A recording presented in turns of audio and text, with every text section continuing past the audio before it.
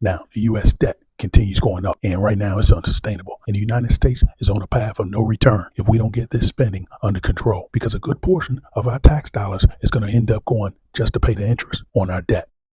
Now, in the past decade, China has jumped into the electric vehicle market, and the quality of their electric vehicles are becoming superior to American and European brands. And that has American car makers shook, because China is selling their vehicles at more than 50% less. Now, in my opinion, is that a good thing? I'm not sure. If their cars are better running and longer lasting and are at half the price of American brands, as a consumer, I would want that. Now, on the other side of the coin, if everyone is buying Chinese vehicles, they're not buying American ones. And that means American auto workers are going to be put out of work. So it's a tug and pull with this debate, but it just shows you how things have flipped. Because I remember more than 20 years ago, made in China was looked at as being cheap, as being a flimsy product. But today, I almost look at American products as being cheaply made, carelessly made, and put together. And there's going to be a point in the future where the world looks to Chinese products as being far superior than American, than made in USA.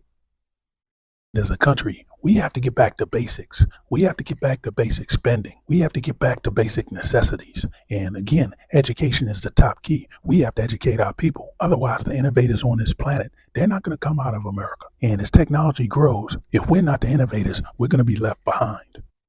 Now, many of the home builders are building tiny homes. And when I say tiny, they're small. Some of these homes are 400 square feet, and some of these homes aren't too much bigger than a shed. Now, as a human, practically, you don't really need that much house, but it goes to show you where America is going. Now, these tiny homes, they aren't cheap. Some of them are still costing $160,000, and most of them don't have much of a yard, don't have a garage, and you're pretty close to your neighbors. Basically, you can reach out your window and hand your neighbor something if they're reaching out theirs. And again, when I see stories about homeless camps, about tiny homes, when I hear about food banks not having enough food for their area, for their region, all of this adds up to America's in a downturn. America's crumbling.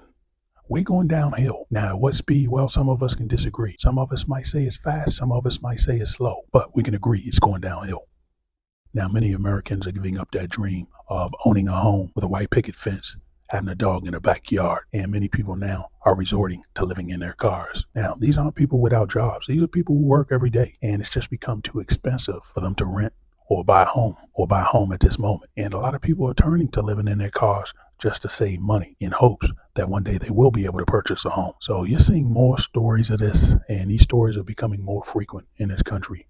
And again, all of this points to America in a downturn.